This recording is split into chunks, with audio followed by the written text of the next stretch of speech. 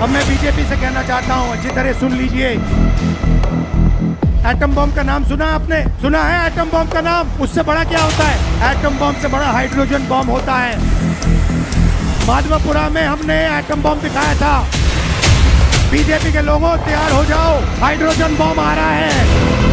Vote चोरी की सच्चाई है वो पूरे देश को पता लगने जा रही है। मैं आपको गारंटी करके दे रहा हूं, हाइड्रोजन बम के बाद नरेंद्र मोदी जी अपना चेहरा इस देश को नहीं दिखा पाएंगे। हिंदुस्तान के चीफ इलेक्शन कमिश्नर वोट चोरों की रक्षा करें। नमस्कार दोस्तों, ग्लोबल लेटेस्ट में आपका स्वागत है। चलिए शुरू करते हैं आज की खास बातचीत। भारत के लोकतंत्र की बुनियाद क्या है? Voter list. पर सोचिए, क्या हो अगर इसी बुनियाद पर वोट चोरी जैसा संगीन आरोप लग जाए। आज हम इसी बड़े सवाल की तह तक जाने वाले हैं और यहीं से उठता है वो सवाल जो इस पूरे विवाद की जड़ है। क्या भारत का चुनाव आयोग, जिसे हम लोकतंत्र का रखवाला मानते हैं, वो अपनी भूमिका ठीक से निभा रहा है या फिर उस पर जो आरोप लग रहे हैं उनमें कोई सच्चाई है? तो आखिर ये पूरा मामला शुरू कहाँ से हुआ? इसकी जड़ में है कांग्रेस नेता राहुल गांधी का एक बहुत ही सनसनीखेज बयान। एक ऐसा बयान जिसे उन्होंने लोकतंत्र पर हाइड्रोजन बम जैसा हमला बता दिया। बीजेपी के लोग काले झंडे दिखा रहे हैं, है ना? अब मैं बीजेपी से कहना चाहता हूं, अच्छी तरह सुन लीजिए। बीजेपी के लोग अच्छी तरह सुन लीजिए।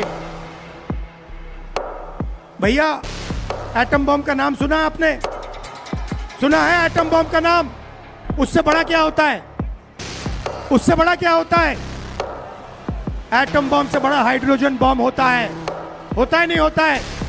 माधवपुरा में हमने एटम बम दिखाया था। बीजेपी के लोगों तैयार हो जाओ, हाइड्रोजन बम आ रहा है। हाइड्रोजन बम आ रहा है, तैयार हो जाइए। आपकी जो सच्चाई है, वोट चोरी की सच्चाई है, वो पूरे देश को पता लगने जा रही है। राइट? बिहार की जनता, बिहार के युवा, बिहार के महिलाओं से मैं धन्यवाद करना चाहता हूं। ये क्रांतिकारी प्रदेश है। इसने पूरे देश को मैसेज दिया कि वोट चोरी नहीं होने देंगे। और ये जो आपने बिहार में किया है, हमारी जो मदद की, ये पूरे देश में फैल गई है, कोने कोने में फैल गई है। आने वाले समय में मैं आपको गारंटी करके दे रहा हूं, हाइड्रोजन बम के बाद नरेंद्र मोदी जी अपना चेहरा इस देश को नहीं दिखा पाएंगे। हिंदुस्तान के चीफ इलेक्शन कमिश्नर वोट चोरों की रक्षा करें। ये थे वो शब्द राहुल गांधी के, जिन्होंने राजनीतिक गलियारों में एक तरह का तूफान ला दिया।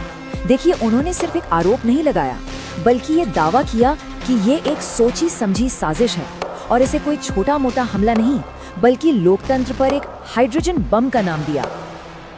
अब इस बड़े दावे को एक आंकड़े से समझते हैं। कांग्रेस का कहना है कि अकेले कर्नाटक की आलंद विधानसभा सीट पर एक दो नहीं बल्कि पूरे 6000 वोटर्स के नाम लिस्ट से ही गायब कर दिए गए। सोचिए, एक ही सीट से 6000 नाम।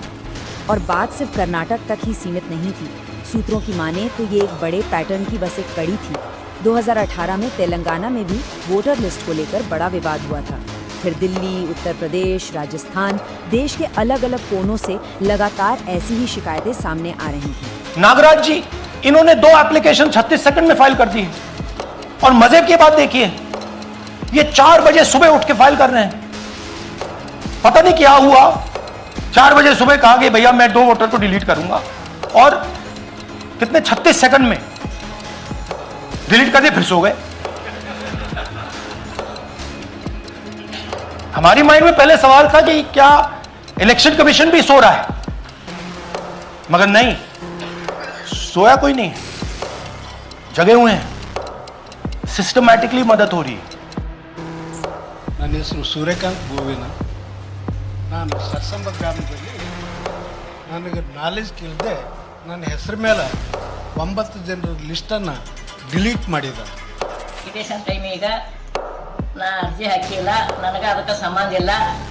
ಅದು ಯಾರು ಹೊಟ್ಟಿ ಕಿಚ್ಚಿಗೆ ಯಾರು ಹಾಕ್ಯಾರ ಅನ್ನೋದು ನನಗೆ ಗೊತ್ತಾಗಿಲ್ಲ। तो इतने बड़े और संगीन आरोपों के बाद जाहिर है दूसरी तरफ से भी जवाब आना ही था। तो फिर चुनाव आयोग और सत्ताधारी बीजेपी ने इसका क्या जवाब दिया? चलिए अब कहानी का दूसरा पहलू भी देख लेते हैं।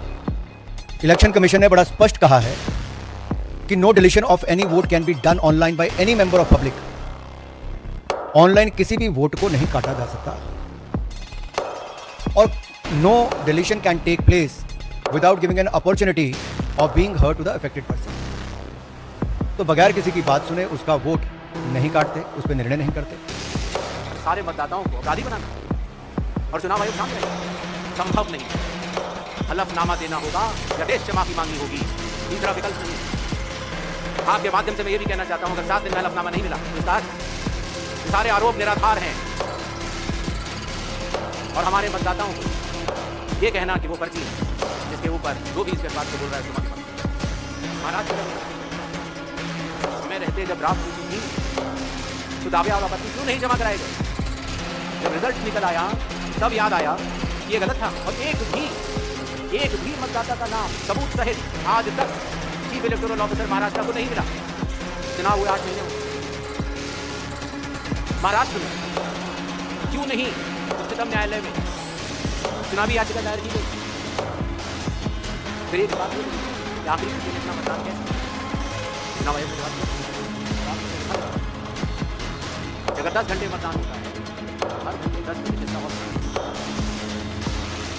आखिरी घंटे में 10। तो ये बात कैसे कही जा रही है? बात 10 बार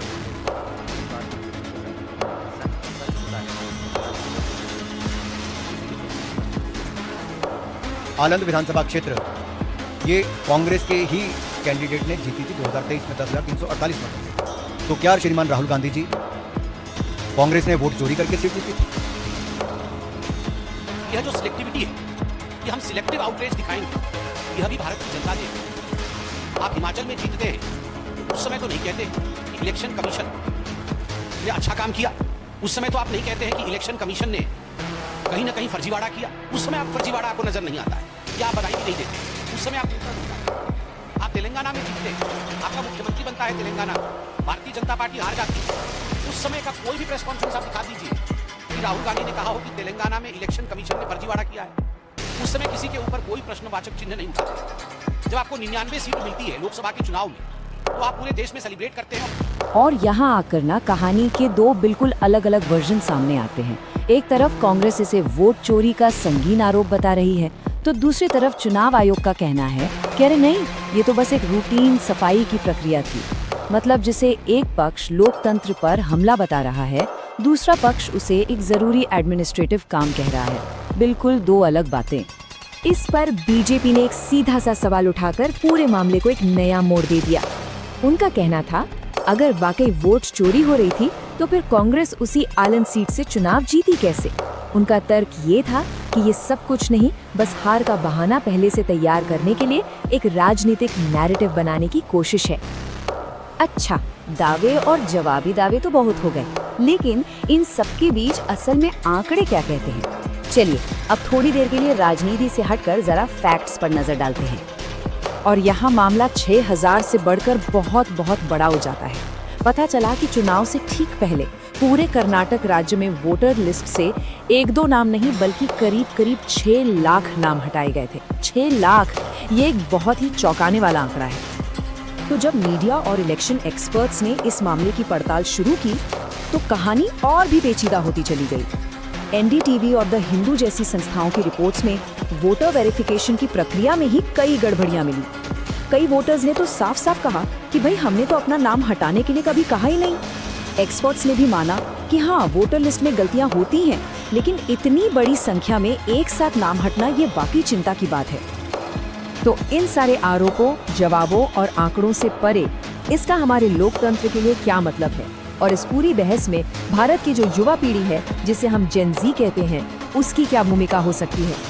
और यहीं पे राहुल गांधी ने एक सीधी अपील की देश के युवाओं से। उनका कहना था कि जेन ज़ेड संविधान बचाएगी, लोकतंत्र की रक्षा करेगी और वोट चोरी रोकेगी। मतलब एक तरह से युवाओं को लोकतंत्र के भविष्य के रक्षक के तौर पर देखा गया। ये एक विचार है कि अब सिस्टम को जवाबदेह बनाने की जिम्मेदारी युवा पीढ़ी पर है। लेकिन मित्रों, कल जो उन्होंने एक बात कही है वो बहुत दुर्भाग्यपूर्ण है।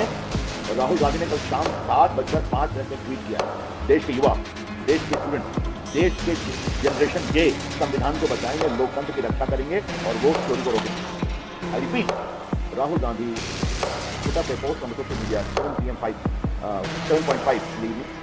The youth of the country, the students of the country, and Gen J will safeguard the constitution, democracy, and stop the stealing of the votes.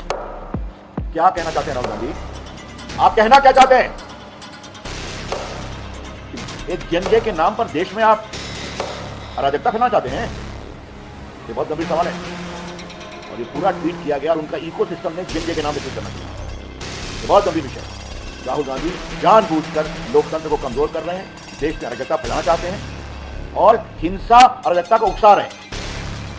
एक लोकतांत्रिक रूप से तीसरी बार चुनी हुई सरकार के खिलाफ, आई रिपीट, लोकतांत्रिक रूप से तीसरी बार चुनी सरकार के खिलाफ इसकी हम बहुत भर्त्सना करते हैं और ये पूरा इकोसिस्टम राहुल गांधी की अगुवाई में काम कर रहा है। क्योंकि हमें वोट नहीं मिलता तो ये रास्ते में चलेंगे। तो सवाल उठता है कि एक आम नागरिक, खासकर देश का युवा, आखिर कर क्या सकता है? जवाब इन 3 आसान से कदमों में छिपा है। पहला, बहुत जरूरी है कि ऑनलाइन जाकर अपना नाम वोटर लिस्ट में नियमित रूप से चेक किया जाए। दूसरा, पूरी चुनावी प्रक्रिया और घोषणाओं पर नजर बनाए रखें। और तीसरा, अगर कहीं भी कोई गड़बड़ी दिखे तो बिना देर किए तुरंत उसकी रिपोर्ट करें। आखिर में यह समझना बहुत जरूरी है कि ये सिर्फ कर्नाटक या किसी एक चुनाव की बात नहीं है। ये बहस पूरे देश के लिए क्यों मायने रखती है और इसका राष्ट्रीय स्तर पर क्या असर हो सकता है। और देखिए, अंत में बात इसी एक बुनियादी सिद्धांत पर आकर टिक जाती है। एक साफ सुथरी, भरोसेमंद वोटर लिस्ट ही किसी भी आज़ाद और निष्पक्ष चुनाव की नींव होती है। अगर इसी नींव में दरार आ जाए तो पूरी की पूरी लोकतांत्रिक इमारत खतरे में पड़ जाती है, फिर चाहे चुनाव कोई भी जीते या कोई भी हारे। तो ये पूरा विश्लेषण हमें एक बहुत ही अहम सवाल पर लाकर छोड़ता है। क्या हमारे चुनाव आयोग को अपनी वोटर लिस्ट मैनेज करने की प्रक्रिया में और ज्यादा पारदर्शिता और ज्यादा ट्रांसपेरेंसी लाने की जरूरत है, ताकि हर एक नागरिक का भरोसा इस सिस्टम पर बना रहे? इस सवाल का जवाब ही कहीं ना कहीं हमारे लोकतंत्र के भविष्य को तय करेगा।